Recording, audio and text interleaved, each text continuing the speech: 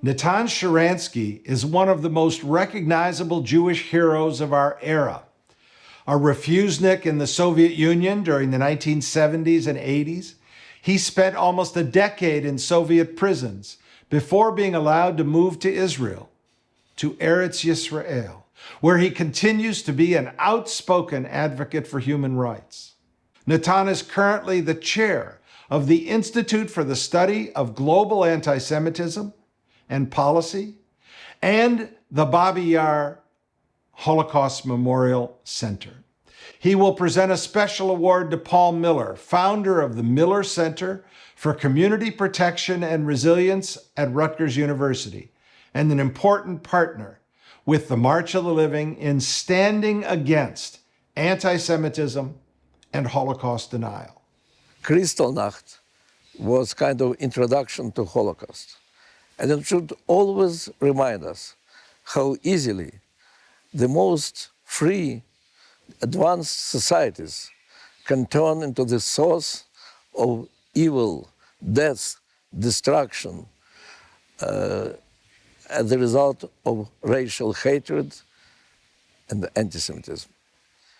And today, when anti-Semitism is on the rise again, it is very important to remember the lessons of Holocaust. That's why the work of the organization like March of Living, which educates tens and hundreds of thousands of young people about Holocaust, is so important. I can tell from my experience of my daughters how important it was for them. And it is important to remember that fighting anti-Semitism, it's not only a Jewish problem. It starts from Jews, it never finishes with Jews. So it is very important that many non-Jews, many non-Jewish organizations are part of this struggle. When I was in prison, I was arrested by the most powerful dictatorship in the world. And I was told that there is no hope, that I will never get out alive. I was always optimistic. Why? Because I knew that Jews of the United States, Jews of the world, together with Israel, never will stop fighting for my release, for the freedom of Soviet Jews.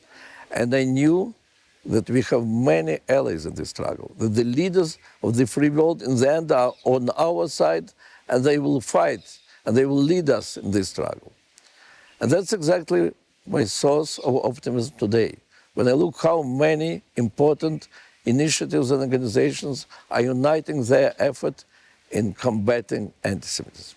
Paul Miller is a fighter against anti-Semitism and a great believer in Tikkun Olam. Recognizing the danger of rising anti-Semitism in Europe and America, he founded the Paul Miller Center in Rutgers University to fight against anti-Semitism and for tolerance. The aim of Miller Center is to strengthen Jewish communities, to make them more safe, and to enhance their standing in the society. As the chair of ISGAP, the Institute for Study Global Anti-Semitism and Policy, I fully appreciate the importance of work of Paul Miller and his center. ISGAP is fighting all types of anti-Semitism in academy and in other institutions. And we know how difficult is this struggle and how much effort it needs. Paul Miller's new approach to fight anti-Semitism and hatred, and his partnership with the March of Living is the reason why we, March of Living, decided to give the special award, Hanukkah, the symbol of the victory of light over the darkness, to Paul today. International March of the Living honors Paul Miller on Kristallnacht 2021 for his extraordinary efforts in advocating for human rights and protecting human dignity. I'm not sure how to begin, so let me start with two thank yous.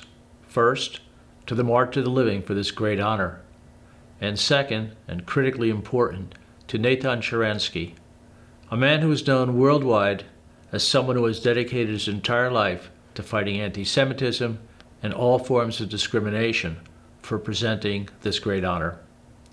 I know this Hanukkah menorah bears my name, but it truly should bear the names of the fellows, students, advisors, and everyone who has worked on behalf of the Center to make whatever contribution we have made in the global fight against anti-Semitism, racism, and all forms of discrimination and acts of terror against communities of faith possible.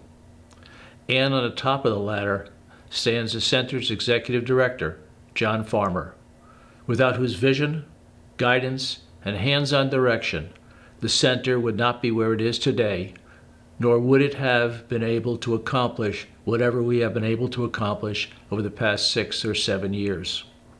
I also want to take this opportunity to say that it is not just me who should be here tonight. It should rather be our entire family, starting with my wife Carol, who has stood with me and taken every step I have taken over the many years we have supported and defended our people in the fight against anti-Semitism, as well as in opposition to racism and all forms of discrimination. And in addition to my wife, our children, and I'm thrilled to say grandchildren as well. All of our efforts in support of the Center have been taken through our family foundation, where our children not only serve on the board of directors, but are senior officers. This has been done because we realize the fight against discrimination has been waged for generations, and I'm sad to acknowledge will continue long after my generation can no longer carry on the battle. The words of Daniel Jonah Goldhagen in his book, The Devil That Never Dies, are as true today as when he penned them many years ago. The devil, after a period of relative quiescence, has reappeared, flexes his muscles again, and stalks the world with ever more confidence, power, and followers. The devil is not a he, but an it. The devil is anti-Semitism. If there was any question at all about the state of anti-Semitism, racism, Islamophobia, and other forms of discrimination and terrorism against faith communities today, globally, one has to look no further than what is happening in Europe and, regrettably, right here in the United States. Right-wing extremism and the rise of neo-Nazis is taking place in many European countries, including Poland, the very site of the extermination camps Auschwitz and Birkenau, where each year the International March to Living leads thousands in a march to make sure the world never forgets the Holocaust and that the words "never again" will mean never again. Yet it is this country's government that has been trying to enact laws that would exonerate the Polish nation from all forms of complicity in the horrors of the Holocaust, despite the reality that such acts occurred. But we do not have to look beyond our own national borders to see the evidence of Goldhagen's prophecy. The massacre of Jewish worshippers in a Pittsburgh synagogue, the discrimination against blacks in many parts of our nation continues, despite having ended our history of slavery approximately 200 years ago, discrimination that was blatantly shown by the use of troops to break up a peaceful demonstration in our nation's capital. The marches and threats against a rabbi and her children by right-wing extremists in Montana, the banning of Muslim immigration into our country, the support of the neo-Nazi marchers in Charlottesville with the words from our then president that there are good people on both sides. And if anything could chill one to the bone, it is the intent of the government of Texas to require educators to teach children that there is another side to the horror of the Holocaust. There is no other side to the murder by the Nazis of 6 million Jews and millions of others. We should all be thankful that General Eisenhower had the foresight to tell the troops, "Film it all," as the concentration camps were being liberated at the end of World War II, so that no one will ever be able to question the horror that actually happened. The March has chosen a Hanukkah lamp for this honor on this Kristallnacht remembrance. Illumination is a perfect way to show the world the horror of this night about 80 years ago, which ushered in the Holocaust. Saying this brings to mind the words of the song "Light Our Candle" by Peter Yarrow, written almost 40 years ago? What is the memory that's valued so highly that we keep it alive in that flame? What's the commitment to those who have died that we cry out they've not died in vain? We have come this far always believing that justice would somehow prevail. This is the burden. This is the promise. This is why we will not fail.